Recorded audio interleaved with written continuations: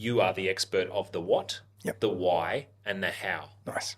Learn Awesome and Steve, my actual superpower, is being the master of the way. Yep. So without the way, the what, why, how is irrelevant, because if you don't package your knowledge in the correct way So true. so that it's engaging, interactive, and meets the learner, Yep. your client, where they're at, it doesn't matter how much money you throw at this, how good you are, how many letters after your name you'll have, Yep. you will not be successful because the learner will feel like you don't understand 100%. them. It's a very different skill set to be great at something and to teach something well.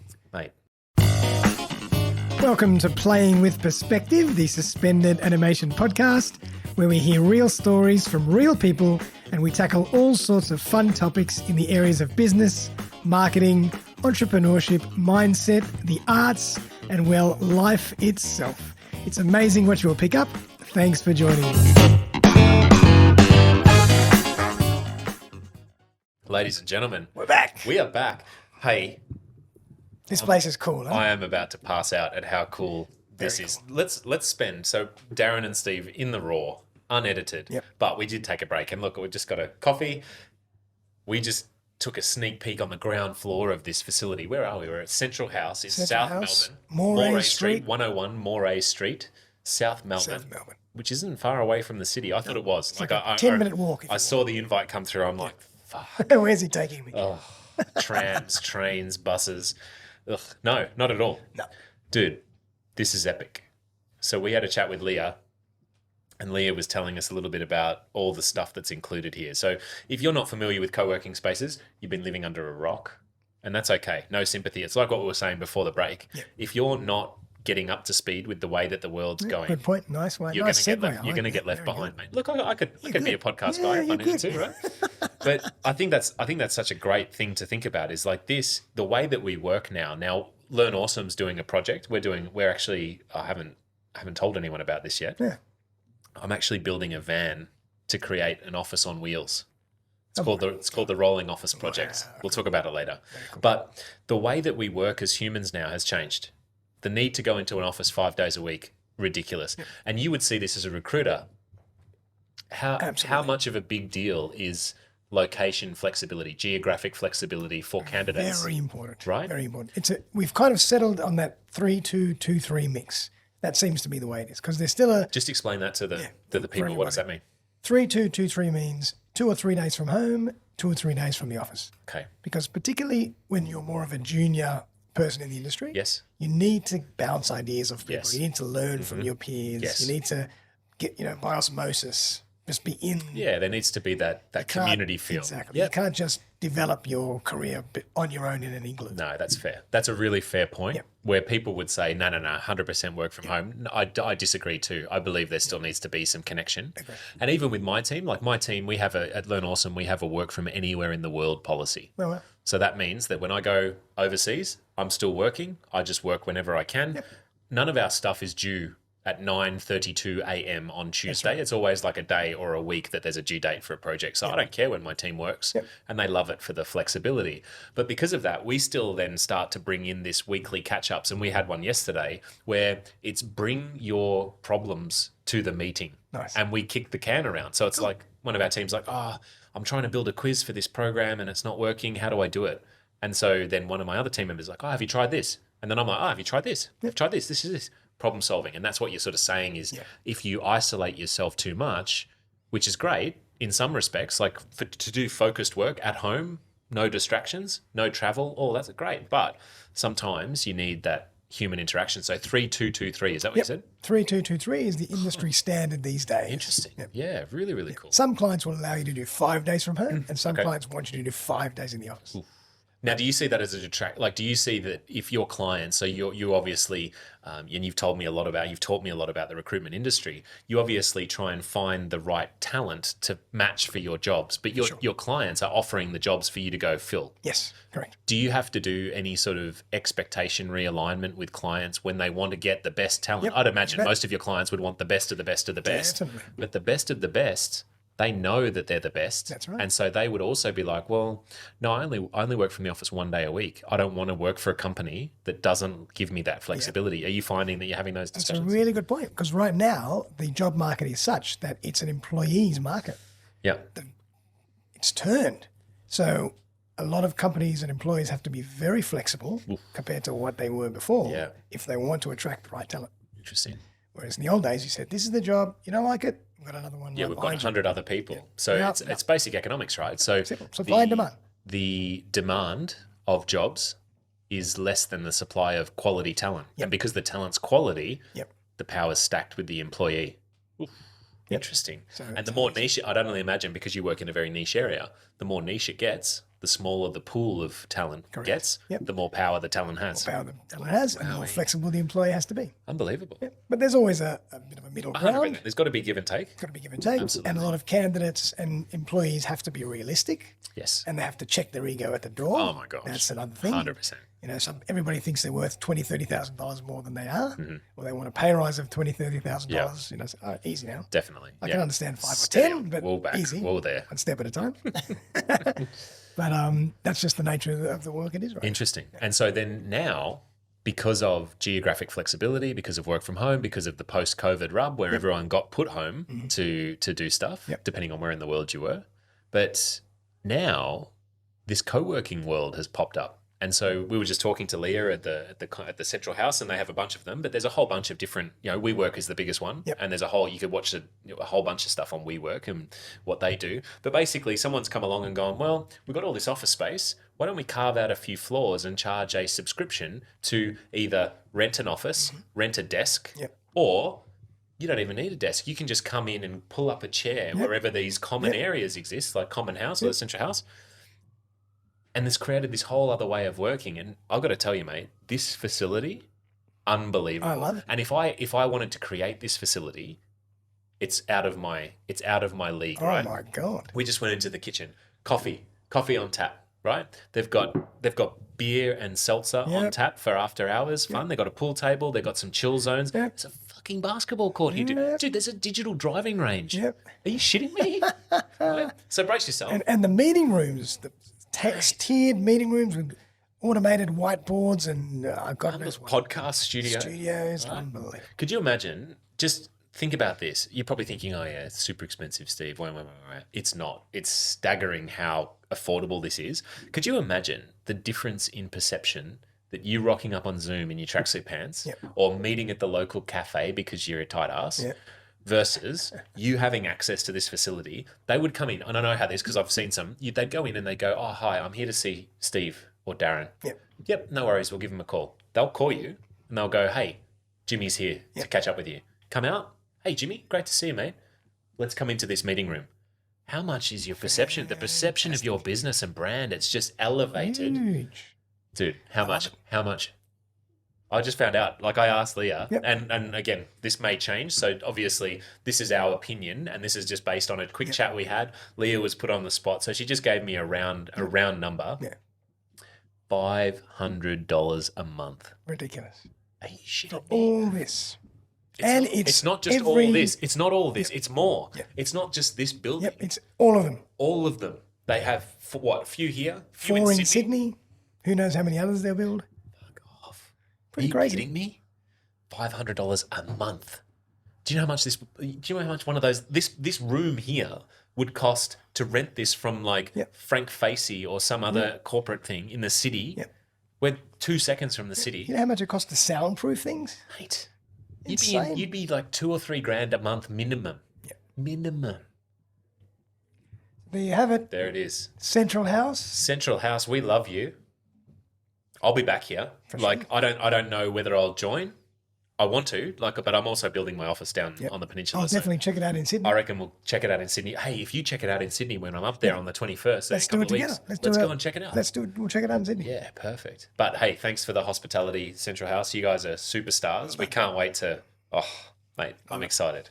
I am very excited. And this is AI cute, but all of these advances in technology, all of these advances in the way that the world works is bringing us to a really exciting place. It is. And it's giving us the flexibility to do what we love to do But work also where we be want to do. connected with other humans as well. And That's if you're sitting at home crying yourself to sleep at night because you're doing your own thing, you're starting up your program, you can come here and be surrounded by all the other like freelancers or little you co-workers. can network, you can, who knows what Events. connections you're going They to were do. just saying they have breakfast every week where you can meet the other members. So you build your network. Hey, what do you do? Oh, I do this. Interestingly enough, in the complex where my office is being built, and I'm building the office from scratch because I like to do that. So you know that I'm crazy like that. I'm building it from scratch. I'm learning all the skills because I love learning. I met the security guy next two factories up. Yep. Jakey boy, what do you do, mate? I do security. Hey, can you get me a keyless entry to my factory? I can just put keypad or use an app. Yeah, I can do that. Easy. Let me hook you up. When do you want it done? Tomorrow. Beautiful. He's put that into my factory. He goes, what do you do, mate? I go, I don't do much. I just make PowerPoint presentations. I just play it down a bit. He goes, I need a new website. Oh, cool. My team would love to help you out. Website, right? So just by being in an area where we're talking about just helping each other out, being friendly, which this co-working facility would provide, you'd be able to, it's not a place that you go in and go, hey, buy my shit. That's a dick move. That's a rookie error. Yeah. You'd come in and you'd just be interested in people. Hey, what do you do? Oh, cool. Tell me more about that. Hey, do you want to do a podcast? Let's jump in the studio. Brilliant. And let's do a podcast together. Let's talk about each other's business. Absolutely brilliant. Oh my gosh. Say you're a podcaster. You would tear it up here, Daz. You could do this once a week with a different person, a different member. And you could talk to the facility and say, could you let me have the podcast space for 1 hour a week and open it up to the members? Come and talk to Daz about it. Oh my gosh. Brilliant. Dude. Brilliant. But mate, I want to come back to you for a second because something we haven't really discussed is what's happening in the online learning space. Oh my gosh. It's at a rate of knots, mate. If you blink, you miss it.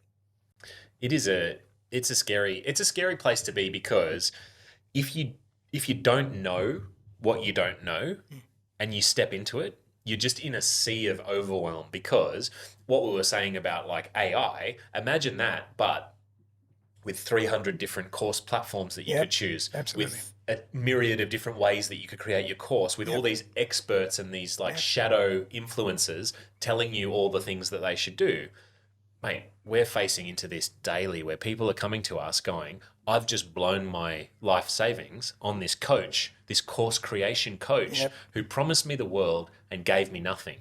And I'm a year down the road and I'm no better off. I'm actually really jaded and I'm struggling mentally with the being taken advantage of. So it is a jungle out there. And before I saw you, I also did my research. Years ago, before we put this podcast course together, I said, where am I going to put this? Even if I did, do I use Vimeo? Do I use Kajabi? Do I use Udemy? And I started looking at the charges and I said, and even the tech, I said, it's all too complicated, forget it. That's it. And Steve made it really easy. It's just when you are the specialist in something, it's not enough now, though. So here's the thing. To be an expert these days, you know your stuff inside and out. Podcasting, recruitment, maybe even managed services, IT recruitment, that's your jam. So if someone asked you a question about that, you'd be able to explain it. But that's not enough to be able to commercialize your knowledge and sell it to people who don't know as much as you. Because the problem that you face is that you're a smart dude. Now, smart people can't remember what it was like to be stupid. And unfortunately, no disrespect to your learners, but your clients who you're going to sell your knowledge to are stupid. They're in the stupid phase. And their goal is to become a master like you.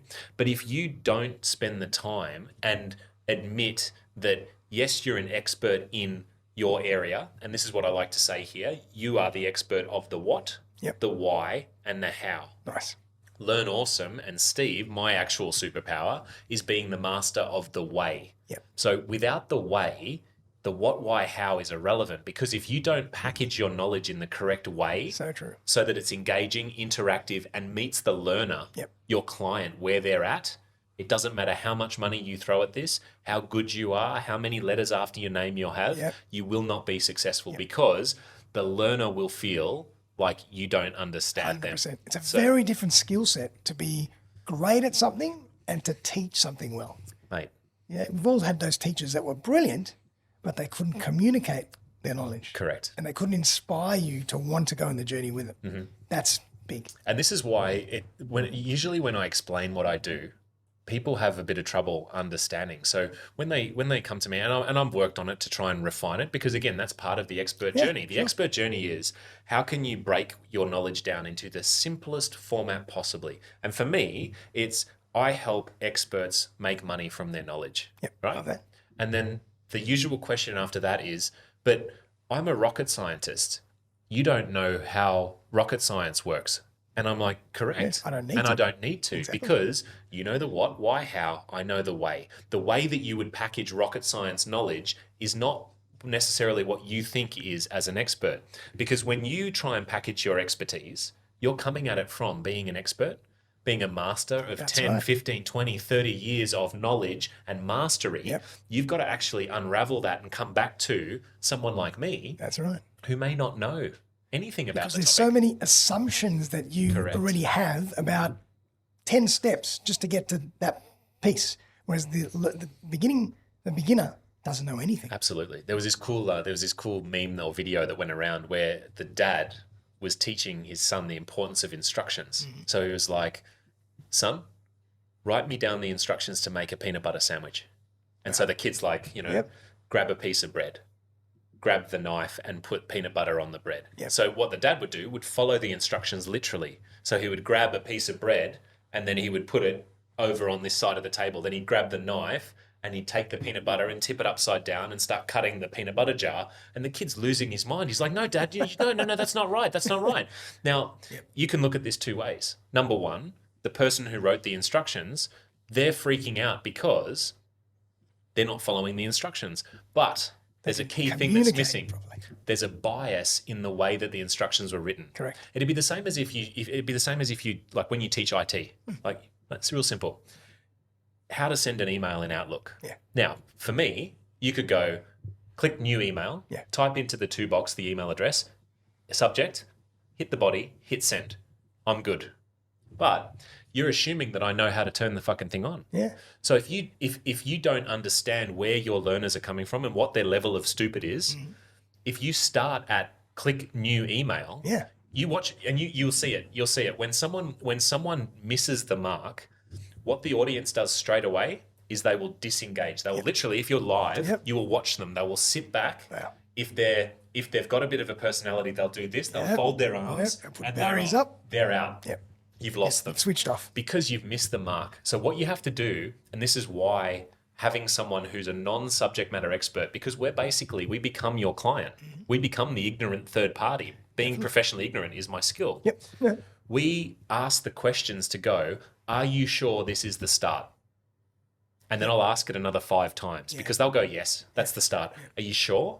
Who's your learner? What level of skill does your learner have when they're coming into this? What pre-existing knowledge do they have? Because I don't think this is the start. I think the start's actually all the way back here, which is turn the power button on your computer. Yeah.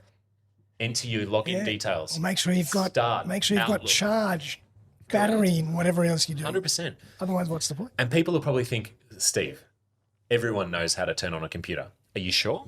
Is that an opinion or is that fact? Because I would disagree with you because I've been in situations where I've made the assumption that people know what I'm talking about and they don't. They have no idea. I've said something like, oh, hey, did you know that there's a robot that you can talk to it and it will give you like your social media plan for a whole month?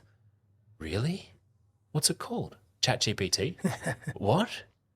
Yep. There's apps on my phone. Yep. And so for me, that's mind-blowing. But I live in a world where I hang out with people that talk the same language all the time. Yep. When you're selling your knowledge to someone, you're dealing with a whole other gamut of people who haven't mastered your craft yet. No. So it's a different game. Which totally different language. Correct. Yep. And it humbles. So the experts are the ones that have the biggest ego. Yes. Because it's your knowledge, it's your baby, it's your career, it's your passion, it's everything that you've stood for your entire career. You're packaging it up, ultimate vulnerability, and you're putting it out to the market hoping, that's what you're doing, you're hoping that someone buys it. Yep. Now, there's ways that you can mitigate that risk and increase the likelihood that someone will buy it, but ultimately, you're taking a big punt and you're opening yourself up for scrutiny. So the worst thing that can happen to an expert is, oh, I don't care if you don't know how to do this. This is the way. This is my way. If you don't like it, cool. That's your quickest way to not make any money from your knowledge. 100%. Yeah. So the way is super, super important as You've an got to be humble, and you've got to take only the audience into account. It's not about you, it's about them. No, and I think that's why you've got to check the ego at the door, because the second you make the decision to become a teacher, it is no longer about you. Your mission and your job as a teacher is to take your skills, because that's what they're coming to you for, your skills and knowledge, package it in a unique way, and help your learners, your students, transform. And the transformation doesn't have to be monumental. No. And that's another mistake that I see a lot of experts make, is they're like, oh, I've got a 400 topic program, it's going to take a year. I would question that every day of the week, and I go, what's just one tiny thing that you can move them from where they are now to having a transformation? Oh, it's a 5-minute topic. Oh, yeah, okay. Oh, jeez. I love the podcast studio. It's like I can hear my voice. But yeah, you see that. It's like I would rather give a learner a very quick and very small transformation to show them that they're capable. They build trust, they build likability, they build confidence in your ability as a teacher, because you could sit them through 40 hours of content and they learn nothing because they're just listening to you talk about how good you are. Or you could go, look, I could give you 40 hours of content, but I'd rather give you this micro transformation to show you that I'm the real deal and I can teach you and you can do this. There's water just behind you, mate. If you need a sip of water, please just let me know. Okay. Raw, folks. We're not going to edit that out. We're going to keep that in. Love it. But yeah, that for me is really, really important, and it challenges a lot of people that they can't get over the fact that what the learner needs is nowhere near the amount of knowledge that they have. They just need little bits. Yep. They need to be able to apply it. They need to be able to feel like they can do it, and then they're ready for the next bit, then the next bit, then the next bit. So, yeah, it's a jungle. And where do you think content creation is going to go? Okay, mate? Mate, get it out. Come on. Press pause. Water break. Pause. Corney?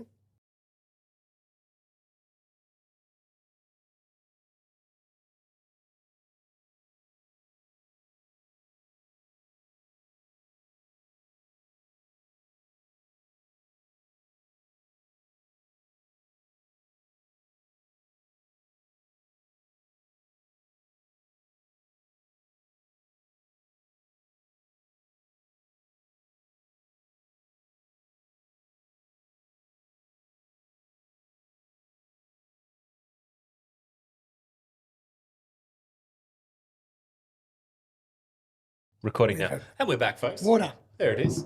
Nice. That's probably the closest thing to editing we get to do. We press the stop button, Daz recovers, and we're back. Bring us back, Daz. Where do you think content creation is going to go in the future? How's that going to change? Yeah, see, as we were saying before... Sorry, not content creation, course creation. Course creation. Well, course creation and content creation is the same thing, right? Because a course is just a vehicle to package knowledge. Yep. So what we were saying before about content, why would you want to go to university? So my surrogate dad, Papa Paulie, he's an intellectual property professor at Monash University, one of the big universities here. Wow. I ask him all the time. I go, Paulie, I could YouTube my law degree. Why would I do it? He goes, well, you still need the badge. So a lot of people will go to universities, and universities, even though they're still very backwards in the way that they teach, they still lecture you to death. People still want the badge. People still want the status of going to Harvard, going to Monash, going to Melbourne, going to the University of Sydney, that sort of thing. So universities aren't in trouble. But yeah, courses are just a package or a vehicle for knowledge. So having YouTube, there's not a shortage of knowledge. So when you package something into a course, I can go and learn that course myself. What the benefit of learning from you is that if you're an expert who cares about me as a learner, you will package it in a way that makes it very easy for me to consume, is very action orientated, and allows me to move from where I am now to where I want to be. Give me those transformations and give me some actual gains in my business, in my personal life, in my world, insert whatever the subject matter is. And that's the true art form of course creation, which again, like recruitment, you would go, some of your clients, no, probably not your clients, but I know some people who'll be like, why would I pay a recruiter when I can just put an ad on Seek myself? Yes, is the answer. You can absolutely do that. Will you get the desired result or the best result possible? Probably not. And it's the same thing with courses, right? So anyone can create a course, right? Intro, topic 1, topic 2, topic 3, outro, next steps, done, right? Video, text, whatever. But we're a learning agency or a learning strategist, which is what my technical title is, or an instructional designer, whatever. I hate titles, mate. Instructional design. Titles are absolute wank, but some people care about them, right? Yep. So you've got learning strategist, instructional designer, learning designer. I like this one. Hey, Matt Mason, this is for you. A learning architect. Oh my God. I'm doing this gesture to the camera, folks. Like it's not a pleasant gesture, God. right? But some people get off on that. Cool.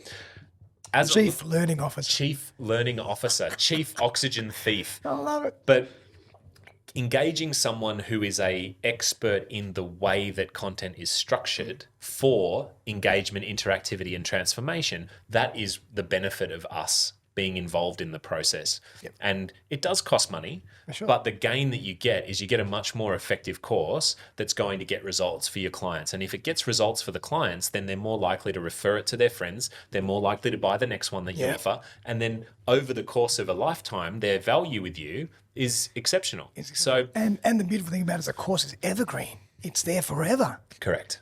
You can have referrals till the end of time. 100%, mate. 100%. So we talked about a bit about legacy, a bit about having this stuff digitally. A course is a great vehicle for you to be able to prove your knowledge. Absolutely. And just like a podcast, right? You could use some content from your podcast in your course because it's another variety in content is very important when it comes to learning. Definitely. So if you're teaching a subject about a theoretical concept, you would want to do maybe a piece on the theory. Then you would want to give some examples, a case study. Then maybe it might be really interesting for you to interview someone and let them watch that. Yeah. So, just in that, there's 3 or 4 different media that you're going to need to use to package together. But most people would just go, oh, well, I've just got a 300-page Word document. I'm just going to put that online. The steps. Yeah. ABC. Here you go. Not enough. Yep. Right? Or it could be, but this is why we need to do that little bit of extra work to take it from good to award-winning or fucking awesome, right? And what about technology and AI? Do you think that's going to affect you?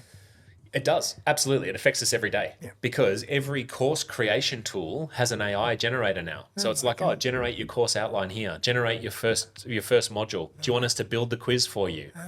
That's great. But it's like giving the keys to someone else to drive your car. Yeah. It's like, I'm happy for the time saving. Because for my team, what it allows my team to do is it allows us to do more of the stuff that we're good at. We're good at a lot of things, but when it comes to the actual creation of a course, previously we'd have to itemize how much time we're going to spend everywhere. And the content creation, the outline, the storyboarding, all of this stuff that AI is now allowing us to save time, it gives us the ability to move more time back to the strategy and to the structure of the program, which then ultimately ends in a better outcome for the client. Yep. And as you mentioned, thinking about how to present it in a different way. Absolutely. But a course, so for experts looking to commercialize their knowledge, now think about that. Who could that be? That could be a coach, it could be a consultant, it could be an author, it could be a podcast host who wants to look at multiple ways to package their knowledge. A course is just one vehicle. A podcast is another vehicle. A book is another vehicle. A corporate workshop is another vehicle. You would come to Central House and you would book that freaking amazing workshop space and you would run a live in-person event. That's another way for you to make money from your knowledge. Now, what's the difference between a live workshop and a course? There is a difference. It's the way that it's packaged. The same knowledge can be taken from a course and delivered in a live workshop. But if you deliver it the same way, you're not going to get the right outcome because a live audience and a live workshop will require different things than an online course that's being consumed at the learner's home on their computer or on their device, right? So once again, it reinforces that the what, the why, the how doesn't change for you as the expert. The way that you package the knowledge will make or break whether or not that vehicle is successful. And that's what's so exciting for me is that I've got the privilege of being gifted with the way and being the master of the way, so that when it comes to packaging, I get to see a client and they're like, I'm really comfortable speaking in person. Great. So instead of an online self-directed course, why don't we do some webinars? Why don't we do some workshops? Why don't we do some in-person stuff? Let's look at that. Oh yeah, but I want more passive income. Yep. Big trap. Yep. Online course creation, evergreen stuff, passive is fucking lazy, mate. Yeah. If you're and again, I get fired up about this, which is when the F bombs start to drop. But it's important. That's who I am. I'm not going to change it. I'm not going to apologize for it, but I'm very mindful of it. When you decide to become a teacher or an educator, passive income does not exist, because the second you decide that your students don't deserve your time as a teacher, you're not educating. You're not an educator anymore. You're just a repository. That's right. So cool. Just don't call yourself an instructor. Yep. Call yourself a repository, because that's what you are. Yep. You're just, hey, if you want to come and just learn without any interaction from me, without any support, without any help, I've sold my soul to the devil and I just want cash. That's the quickest way to say that I just want your money. But there's so many ways that technology can be leveraged to give you the ability to support your learners. So we're building like AI chatbots into courses so that people can ask the AI agent or the AI chatbot, hey, I've got a question on topic 2. The AI can answer 90% of the questions. But if they can't, guess what? You come in and answer it. That's your duty as an educator and someone that's chosen to do it. Now, if you're going to do it digitally, you've got the ability to do that at scale. You've got the ability to then, and this is where the way comes in, if you want to support people, then maybe you need to have a community next to your course. If you want to do more intimate stuff, then you need a group coaching program attached to your course so that people can come to a live Zoom and learn from you. You might need to have, like, the way that we solve this for a client is they're like, oh, we've got all these questions. Each week I got questions. Cool. Get them to submit their questions in the community. And then every Friday you go on, open the thread, answer them, and just press record on Loom. Video screen recording. And go through. Hey, Jimmy, this is your question. Let me answer it. Hey, Darren, this is your question. And then upload the video into the community and walk away. The difference between that and just that's giving people value. Hey, the community can answer the questions themselves. No, they fucking can't.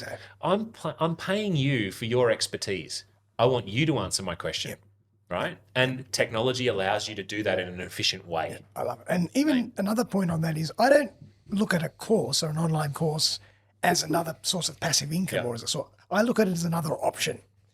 People need options. Absolutely. They want to book you for one-on-one. They want to book you in a group. They want to book you as a consultation. They want to book your online course. Like, they just want options. You've got to give people as many different ways to consume as they need. There's a fancy term for it, which I'll tell you what it is. It's the expert ecosystem. Oh, there you go. I love it. Right? Learn something. The expert ecosystem. So think about this. Everything that you've said, that you want different ways to learn from you and consume your content. The holy grail for an expert is to get paid to speak. Now, that's an industry in itself, mate. Definitely. Just because you have a voice doesn't mean you should be allowed to speak on stage, right? Dangerous. But for the experts, and we've got a great client, Jackie Scrammell, she runs Service Q. She gets paid to speak on stage on customer service and customer experience, right? So up the top there, bam, keynote speaking. Boom.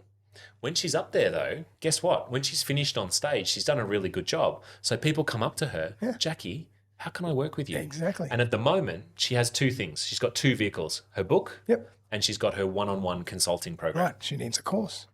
She needs people options. Hence why she came to us as an example. So we met through a colleague that one of her employees knew me. They were kicking around the can, like, how do we get more options for us to sell other things to other people? He goes, you should have a chat to Steve. So I came in, met Jackie, and as a result, I'm listening to this going, you get paid to speak. There's not many people that are good enough to get paid to speak. Holy grail. You've got a book. Great. That's a low ticket offer. Or that's a low ticket option for people. Here, book. Then it goes from 0 to lots of money very quickly. There's no middle ground. So straight away, there's 5 or 6 vehicles that we can create that sit in the middle. And this is the rest of her ecosystem. So she's already got a couple of really good ones established, but courses, programs, workshops, hybrid sessions. So hybrid is deliver some stuff face-to-face and then have some stuff online. So in the corporate space, which is where she plays, it would be our staff can't be in day-to-day training for more than this many minutes or this many hours a month. So she comes in and goes, cool, 1 hour a month, and then I'll have some self-directed e-learning. This is the corporate term for it, a self-directed evergreen course, e-learning, that you and your staff can learn at times that suit them. Happy days. Love it. Off we go. And right. you could also throw a podcast into that as well. Podcast. That's another piece Yep. of material. So then if you think about it, all roads lead into this ecosystem. And then the ecosystem, once it gets enough momentum, it feeds itself. That's so right. like you were saying, right, with the promotion of a podcast, you put it on social media, it Yep. leads to the full episode. That's The full episode leads to YouTube. YouTube leads to your website. Yep. They book a call, they become a consulting client, right? Imagine that. But they come into your world. They see Jackie speak. Jackie then gives a copy of their book. They read the book. The book says, hey, if you want to do our evergreen courses, come and sign up here. Or if you want to book us to do a big one-on-one consulting program, do this. Yep. So they call her, hey, I've got this problem. What should I do? You should do our courses here. Bam, course. They do the course. They fall in love. They get great results. They now have got the money to pay for the consulting program. Exactly. Right? Then they go to another conference. They see her speak. She talks about her new thing. We've just created a mobile app that does this. Do you want it? Yes, I do. Beautiful. Bam, they're in. So this ecosystem is like a pinball machine. Yep. Once you get them in, it just bounce. And as long as you, and this is the critical asterisk, subject to you doing a good job. If you can do a good job, you're away. Now, one other thing I want to say, Daz, on this is the key prerequisite to this for you to be an expert. This is my definition. So if anyone wants to disagree with me, cool. But this is my opinion on this, based on 17 years of commercializing people's knowledge. Wow. In 2024, for you to be classed as an expert, to start building your ecosystem, you must, and it is a must with a capital M. There's no way that you can get around this. Right. You must be getting paid in some vehicle for your knowledge. Someone must, I'm sorry, it's not maybe, it's like, it's not some shadow game where it's sort of like complicated. It's yes or no, it's binary. Yeah. You have to get paid via a vehicle for your expertise. Now, what that means, I don't care what the vehicle is. If you're in a job and you're getting paid a salary for your expertise, that counts. Yep. Yeah. It's more powerful though if you're getting paid, let's say you're a consultant, if you've got consulting clients and they're paying you for your expertise, day rate or program rate or whatever. If you've got a course and you're already making money for it and people are paying you for access to that course, that counts. The problem that I face and I see is that there are a lot of people who can go and do their weekend course in whatever it is here. They then get told and they get fed the bullshit that they're an expert now. They're a master of their craft. Certified, whatever. You only need to be one step ahead of your audience to be a master. They come to us. They come to us and they say, oh, I want to make 6 figures in 6 seconds because all the marketers told me I could. Build my expert ecosystem. My first question, how much money are you getting paid for your knowledge right now? Yeah. I'm not. I'm just getting started. Sorry, we can't work with you. And it's hard to say it because I want to be able to, but I just know that you will not be successful unless you come to us being paid for your knowledge. And why is that? Is that because they have already a structure in place for how they communicate their knowledge? No, or? it's because you're proven. Right. If someone The market is proving you. if someone's paying you for your knowledge, then you're proven. You may not be proven in the vehicle, so you may be paid as a consultant. It doesn't mean you're going to be successful as a course. But the market has you're said at least you have value. there. You're at least there. And because of what we were talking about before with the charlatans that rob people blind and leave people left with nothing, it also de-risks the investment because we don't work for free. No. We've got some creative ways of working, but one of the things that I pride myself on is you must be making money from your knowledge, because if you are, then you have funds to invest in the development of your expert ecosystems. That's number one. You've got some money coming in so that you're not mortgaging your house or I've seen this at some events, just put it on your credit card. You've got 54 interest-free days and you'll make your money back before then. No, you won't. You'll be in credit card debt. The other thing that it does is it shows me that there's some level of commercial viability. And what I mean by that, that's a fancy word for... There's a market for it. There's a market. People are paying you for your knowledge. If no one's paying you for your knowledge, and then you want to then create a vehicle to sell your knowledge, No one's going to buy you're going to get crickets. Right? There's no amount of Facebook ads or anything. I would rather, and this is where we stand aside from all the other competitors that do this, I would rather them go away for 6 months, go and build their brand, get paid for their knowledge, and then come back to us and say, hey, I've got 3 coaching clients. They're paying me for my knowledge. I can then use them as testimonials. I can use them as endorsements. When you build a course, you can give them complimentary access to then again, get feedback and re-improve and Do some case studies, whatever. case studies, podcast interviews. And then all of a sudden it's a lot easier to pull the trigger then when you've got something that's already proven in some way, shape or form. Really, really important, mate. Now, another question that I'm fascinated. You just said 17 years you've been doing this. Oh my gosh. How did you get into this in the first place? I've never asked you that. Man, I think you did. Did I? In the last suspended animation episode that I was on, it was a while ago, but you did ask me. No, that's okay. All right.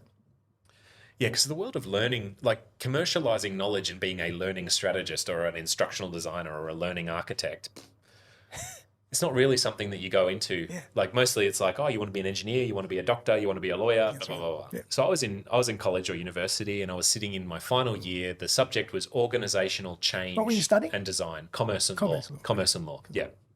And I did all the business law subjects because, think about this for a second, segue. If you could be given a cheat code to the way that you can gamify and like win at business and life, that's what law is. Right. Tax law, Yeah, employment law, all the rules are written in these books. And if you know the rules, you can play the game. Yeah, true. A lot of people are caught with their pants down. They don't know the rules, but the tax law, the Corporations Act, that's sitting there. Yep. It's 400 fucking pages long. But if you want to read it, or better yet, put it onto ChatGPT and say, summarize this into the 10 key points, it'll read that 400-page document for you and give it to you. Perfect. So anyway, I digress. Organizational change and development was the subject. I was sitting at Monash University in the Berwick campus, which is out in the bush somewhere. Nice. And the lecturer was saying, if you want to have maximum impact in the corporate world, there's two positions that you can have that have maximum impact, CEO or learning and development. And I didn't want to be a CEO. And it's funny that if I was a real wanker, I would call myself CEO of Learn Awesome. Right. Are you kidding me? Are you for real? Like a CEO is a CEO of a big company that's responsible for the banks, for the fintechs, for the insurance companies. I founded Learn Awesome, and I'd still cringe at myself if I called myself a founder. What a wank. Titles, mate. Titles. Anyway, I didn't want to be a CEO then. I wanted to. So I asked, what's the deal with learning and development? He's like, oh, well, this is where you go into companies and you work to help employees build capability, build their ability and build their skill set to do a better job and to progress in their careers. Wow. Very cool. Because from a position of influence, what a privilege it is to be able to say, well, my training program that I built helped you go from front of house to manager to director, or from marketing assistant to marketing manager. You did a course to build capability. It's my job to put that program together with the help of subject matter experts. Super cool. Then I went down the rabbit hole, and I don't mind talking. I'm pretty good at putting words together. So it was only fitting that my first job was a facilitator. So one of the ways to do training back in 2006 or 7 was all done face-to-face. Workshop facilitator. So there was training days that people would come to, learn soft skills, learn leadership, learn public speaking, learn confidence, learn, difficult conversations. So I'd run a bunch of those. Okay. And then all of a sudden, technology comes along. And the system was called Moodle. Moodle. It's still around. It's an absolute heap of shit, but it's free. So a lot of clients are like, oh, it's free, so I'm going to use it. Just because it's free doesn't mean you should use it. Just because you have a voice doesn't mean you should become a keynote speaker, right? Careful, right? There's a cost to free, and there's so much shit about that platform. Anyway, I had to learn how to use it, so I just taught myself. Google had just started to come in and be real powerful. YouTube was just sort of kicking off in the early 2008, 9, 10. So I'm teaching myself how to build learning management systems. This is pretty cool. But then the commercial part of my brain started to kick off. It's like, hang on a sec.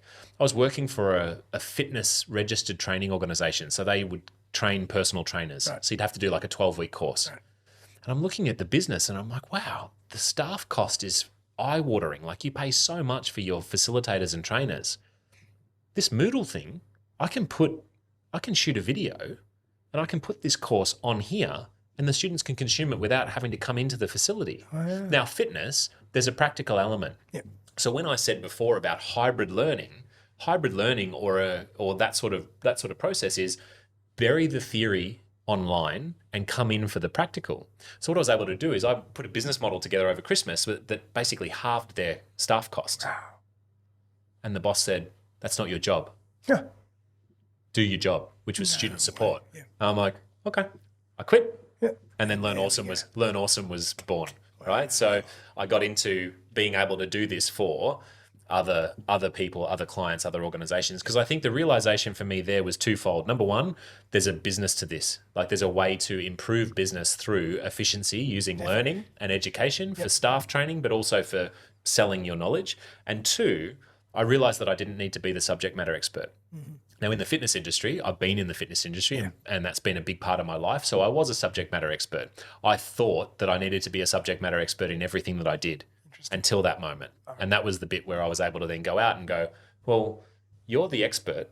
I know the way to structure it and put it together to make it the most effective, to save you money or to make it a really engaging process. Let's work together.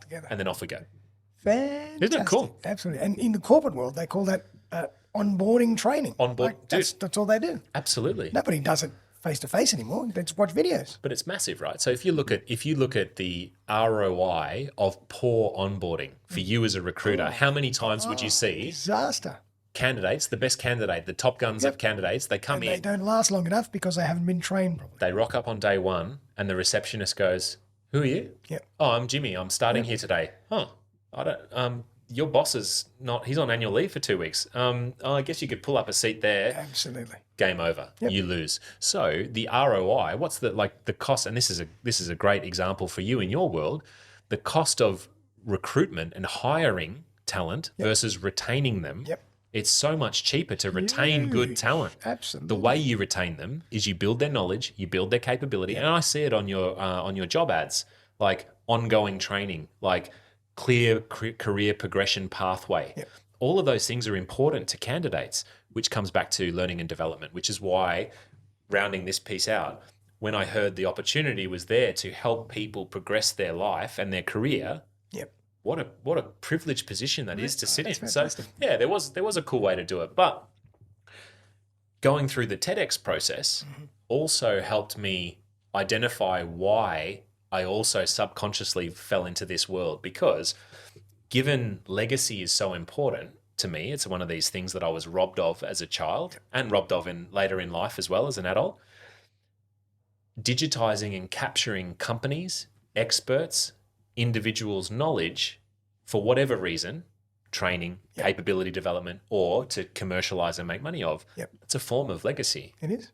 So legacy personally is important for me, but it's no surprise now for me. And that was a big aha moment recently, which is a real honor to have, was that I'm doing what I'm doing because this is what it ties back to, which is legacy. Legacy is at the core of everything that I've been doing, whether I've been aware of it or not. Love it. Which is amazing. Love it. Super cool, mate. Absolutely brilliant. And now I get to sit in South Melbourne, Central House. We're having a lot of fun. Just This is so jamming much out, fun. sharing knowledge. And what's great is you're going to watch this, either 5 minutes of it, 10 minutes of it, the whole episode. But what we're going to do is mate, I was sitting here the other week. They're saying, oh, you need to get more content out. How am I going to get content? Dude, how much content do you reckon we'd be able to produce out of this? God. We've got 2 hours worth of stuff to chop up and use in a million different forms. You could go for the next 6 months on this stuff. Mate. And I've got to spend time with my mate, a couple of hours, and it costs couple like of coffees. $150 and 2 hours of time. Oh my God. Is that crazy or what? Cheers to you, Central House. And cheers to you, Darren Sol. You're a fucking legend, mate. Well done. Well, mate, should we wrap up? I don't know. You got any special things that you want to talk about? No, look, I think. What about, I think there is something that we need to talk about. So one of the things that you specialize in is not only the Suspended Animation podcast, but you help other people create their podcasts and help them get out of the weeds and avoid the overwhelm of the podcasting industry. And this is one of the things that I recognize. So I said to you, because you're a mate and also I believe in what you do, dude, why don't you package this up and sell it as a self-directed program? So why don't you tell us a little bit about the Zero to Podcast Hero program? Love it. Well done. Thank you for that. Of course, it's important. And I'll just start by saying Steve obviously was the one that put this program together, and you have put an incredible program together. We've done together, but you and your team did an incredible job. You made the process really easy. But we've basically created a 4-session course from A to Z of how to get a podcast up and running from the technical point of view, the preparation point of view, the production point of view, the promotion point of view, the psychology behind everything. Love it. And we've got, as you've done so well, we've got training resources and modules and homework and actionable tasks to do before you start the next session. So it's brilliant. Yeah. And it's very low cost, so it's all on the website. But I just want to say thank you to Learn dude, Awesome, because you've done an incredible job. It's not about that, but what's important is this is an object lesson on everything that we've just talked about today, because what we've done with Darren is Darren's the expert. Darren knows the what, why, how of podcasting, which is great.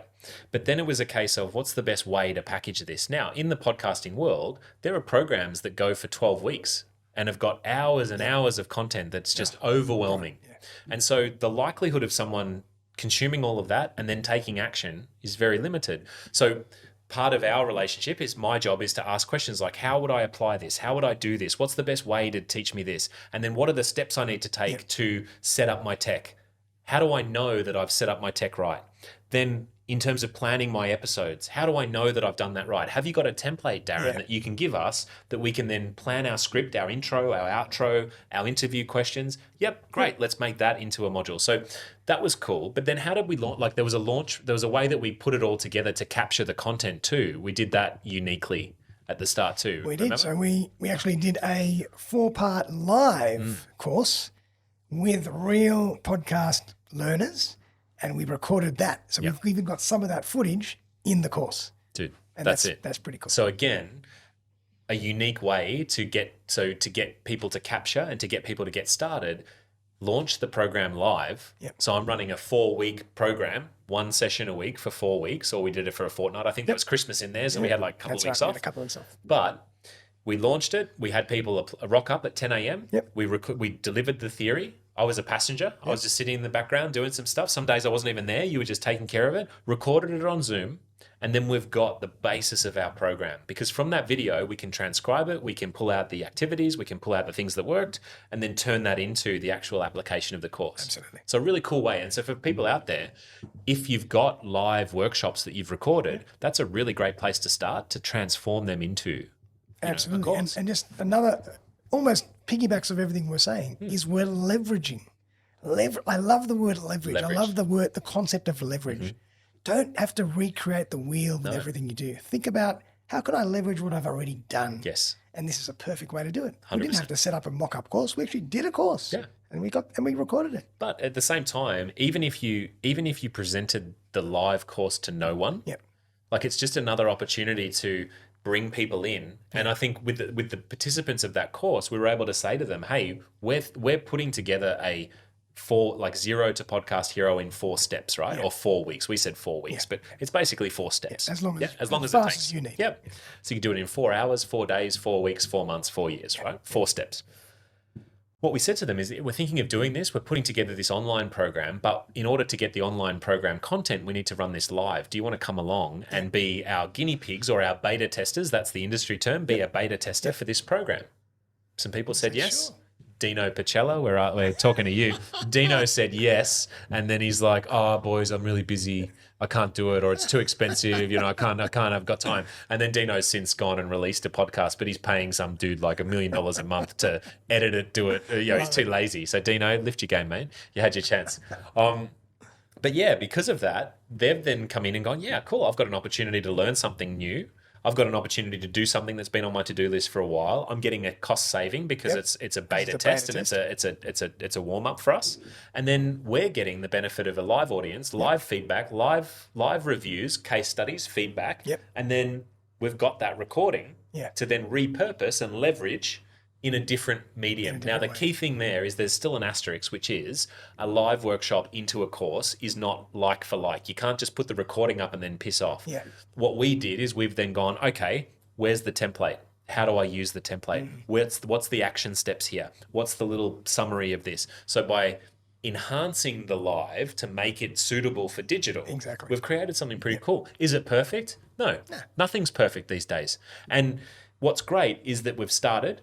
There's a program there, and should it need to be enhanced, which is we might need to get Common House in to be the sponsor, then we'll add that section in there. It's so much easier to edit than it is to create now. Creation takes so much time and effort and all these things that we talked about today.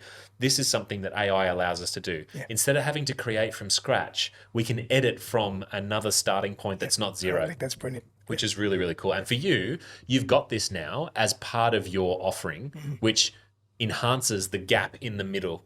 So you have one-on-one stuff that people can come and hang out with you. They pay a bit more for your time, right? You've got some free resources that sit at the bottom. But then in the middle, you've now got this beautiful thing that's like, hey, I don't have to physically be involved more than email support, but you can for, a couple $100. It's not even, I think it's on special at the moment now, right? Special, You're doing a launch for $99. fantastic. Yeah. For that much money, you can go 4 steps podcast in as much time as you want to get it done. Yeah. And that's there forever. Yeah. Mate, what Absolutely a treat. brilliant. I loved it. And What a the treat. other thing is doing something live and then leveraging that.